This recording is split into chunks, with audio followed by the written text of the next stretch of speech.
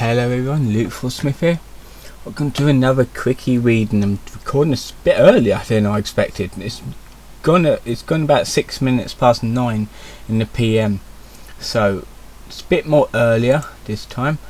We're gonna do a bit of a read of the Suitress on the article of the week from the main page on the quickie. Basically, the Suitress was the person that was generally interested in Chris Chan. However, Gibby kind of fucked up and accidentally doxed her information, and now she's in a mental institution because he kind of fucked up in that one. So we got some quotes here. This legit sucks now. I regret everything about ever writing this. I never knew Chris was going to turn out this way back then. I'm absolutely pissed and disgusted at him now. I'm fucking traumatized. Help me. Now is the Suitress opinion on Chris after the incest call leaks. I hate Chris Chan. I hate Chris Chan. This is how I currently feel now. What I've written is outdated and will be up because that was who I was back then. Another post from the Suitress after the leaks. The Suitress is the code name of a young autistic woman who developed a crush on Chris. The code name was created out of courtesy for things that occurred to her and for her own good. She had been set to meet Chris during the August 2021 Everfree Northwest convention, but Chris by this point had found another alternative lover. Thought by some as the heiress of Megan and the Wallflower, she was the first to leak chunks of the incest call, although at the cost of having herself exposed by Bella's frantic attempts to shift the blame off herself. So that's the Suitress right there. Read the information. Name redacted.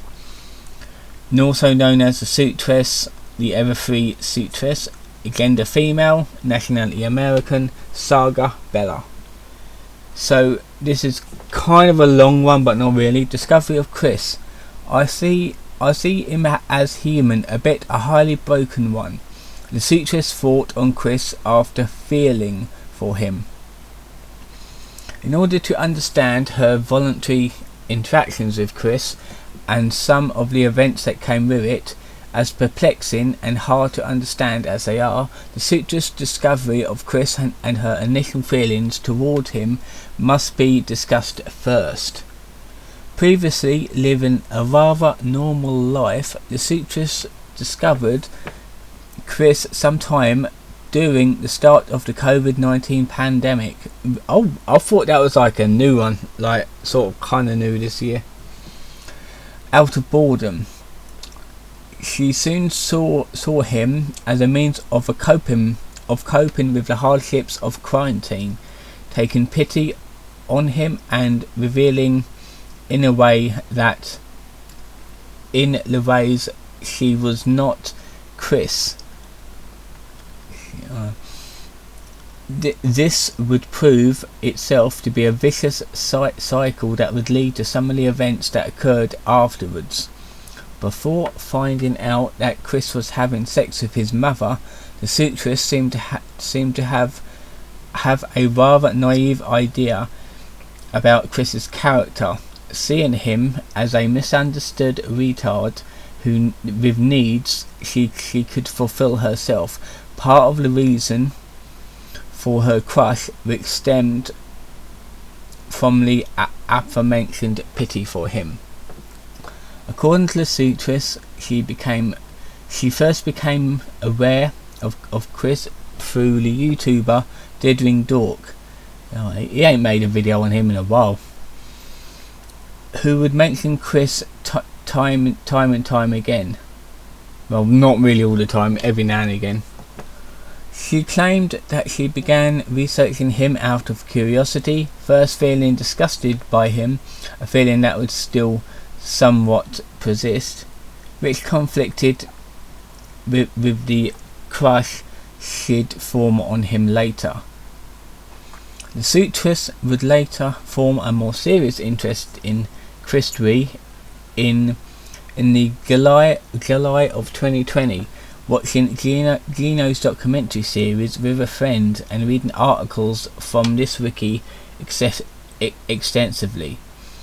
The Suitress would also claim that she would start having feelings towards Chris on the September of that year, which later started evolving into a full-on crush when she listened to the audio regarding Chris's date with Emily in November. During that period, she would not long after become an active member on the cricket sphere,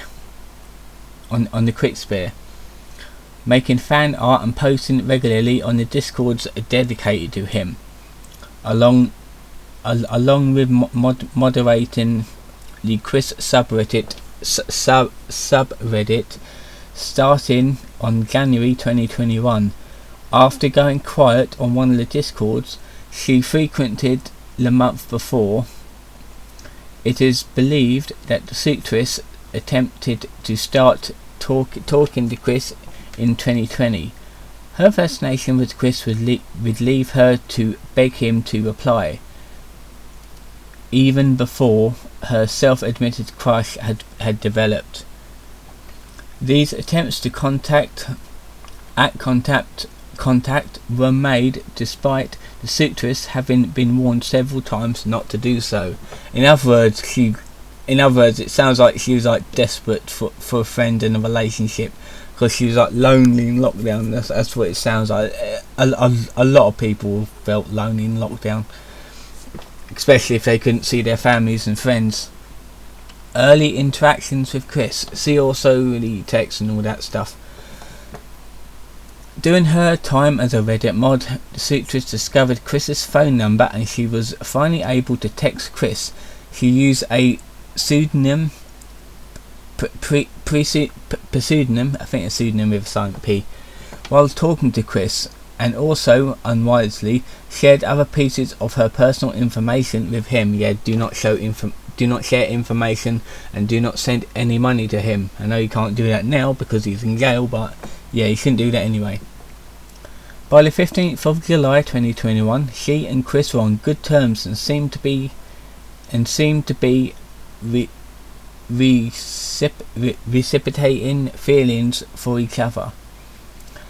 He recorded an audio file promising not to get upset in front of her at the Everfree Northwest convention over the My Little Pony Gen 5 cartoon, and said that he loved her.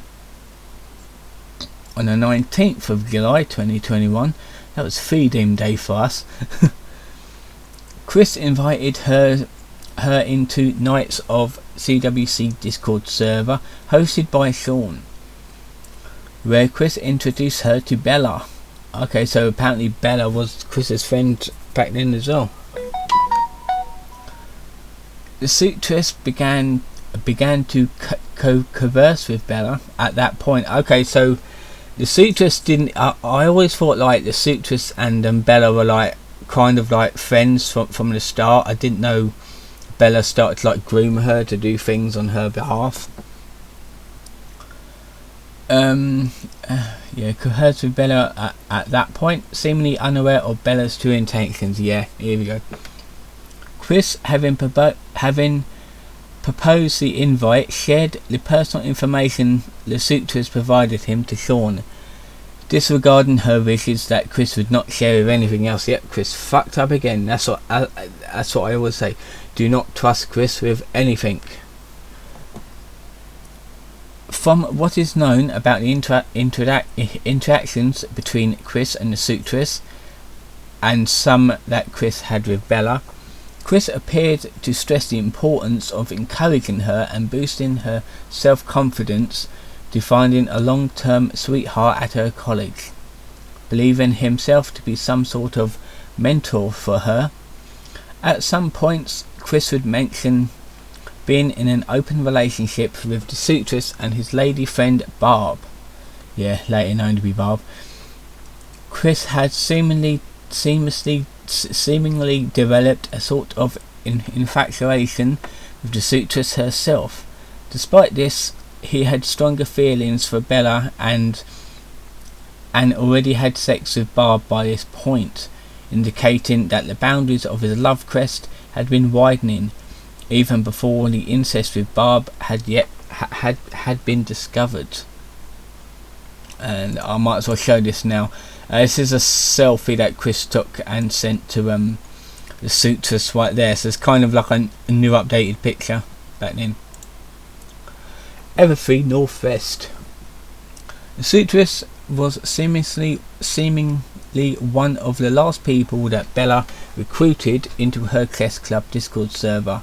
There, the Suitress hadn't seemed to have done anything particularly noteworthy than play games of chess and converse with Bella and about their plans with Everfree Northwest.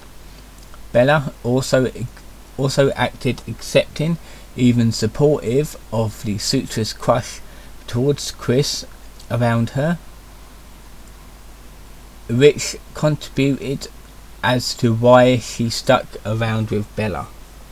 The Suitress was originally going to go on a trip to the Brony convention Everfree Northwest and meet Chris there. Bella was also to attend this event, acting as a photographer that would photograph everything and bodyguard to Chris to protect him from Jacob Sockness, as Sockness had declared plans to attend in disguise and meet with Chris. Oh, it's a good thing he didn't go there. Well, we couldn't go anywhere because he was in prison by that time. I wonder if Sockness actually went anyway. I don't know. Whether or not Sockness was actually attend the event is unconfirmed, however. Yeah, that's the thing. I bet he didn't go. I bet you he didn't go because he knew Chris didn't go and he wasn't able to. Bella herself, sexually attracted to the Suitress, had rather unnervingly claimed in the Discord leaks that she planned to steal her from Chris to protect her. When Chris invited Bella to be his dance partner, he invited the Suitress at Bella's suggestion, though Bella claimed she intended to just dance with the Suitress as Bella thought her to be cute. In addition to her support for of Chris's incestuous relationship with Barb, Bella also showed support for the planned cooperation between him and the Suitress in the hotel they would stay at during the event. This most notably demonstrated in the longest leak of the incest call, where Bella talks about the Suitress being newer in the bedroom and encouraging Chris to have a lot of fun with her when they do so. Whoever's initial idea was copulating, I still don't know,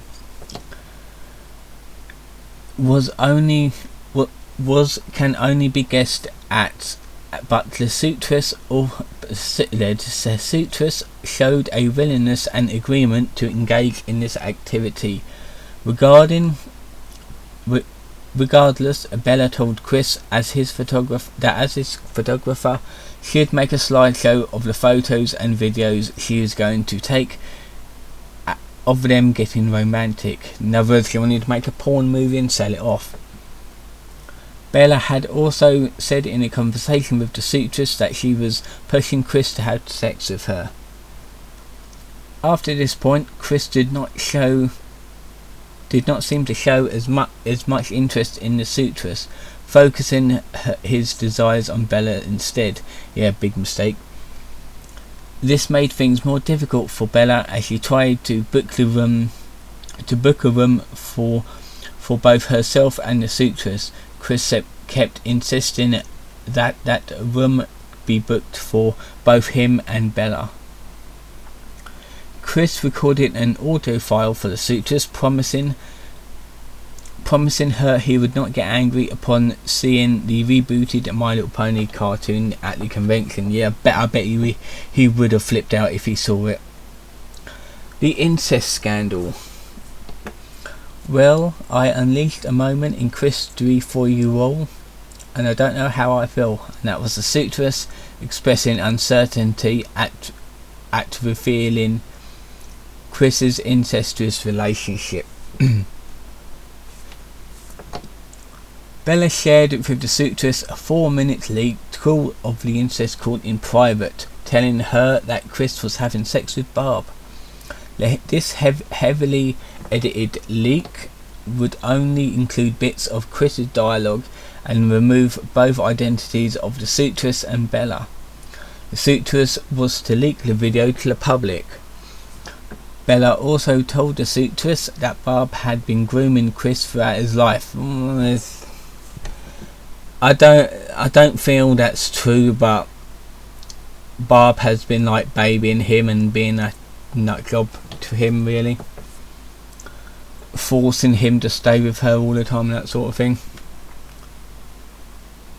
The Suitress came to believe this initially, and seemed to believe that she could save Chris from Barb. The Suitress disgusted by the revelation, and beginning to realise that Bella was up to something, wisely became hesitant to any involvement with Chris, especially as it became increasingly clear that Barb probably couldn't consent to any that was taking place. Yeah, she wasn't able to consent because she was having dementia. The Suitress then asked for the full call, but was always given excuses by Bella as to why she couldn't share it with her, including that her phone call would record randomly. In order to prevent any further questioning, I guess I know I should have done this before. Yeah, that's right, it's recording my voice. The Suitress was seamlessly given the full call, but Bella lied to her by telling her that she already sent the full call to the police and faked the 911 call. This was done so that the Suitress wouldn't get any authorities involved. The Suitress then decided to make a edited 9-minute version of those calls to share to the public. Like the first release, this version also cut out large chunks of the original call, leaving only Chris and Bella's voices, and still editing out the identities of both her and Bella. She told another Discord user about this and sent them the leak to share on Reddit. Fully used it to share on Reddit. When the video got taken down for violating YouTube's community guidelines, a friend of the Suitress would later post a 9-minute version of the call. After Bella discovered the leak, and with the Suitress going quiet for a few days, what would now follow is a failed disinformation campaign by Bella directed towards the Suitress in order to throw observers and Christorians off and avoid being discovered herself. The blame game. In an attempt to avoid being doxxed, Bella decided to shift the blame and potential consequences for the situation to the Suitress. Bella manipulated Sean Walker of The Watchmen into releasing the screenshot she had falsified and to name the Suitress as the source. Sean further decided to post the video of the Suitress linking her face and name mentioned in the incest call and directing attention to her. Bella also attempted to drop her name and photo onto multiple websites such as 4chan as a means of doxing her. Gibby, a YouTuber specialising in Chris-centric content, was desperate to showcase the events of the scandal as soon as possible on his YouTube channel, even if it meant collecting information from questionable sources such as Bella, immediately accepting Bella's story that the entire scandal was at the fault of the Suitress. Gibby went as far as to leak the Suitress's phone number in one of his videos for thousands to see, which is weird. I've actually seen that video and they didn't really see the number, so I don't know. After being criticised for doxing someone despite having no evidence of their guilt, Gibby took the video down 3 hours later. He claimed that the reason the phone number was displayed was because the uploading of the video was held back 3 hours to allow the people discussed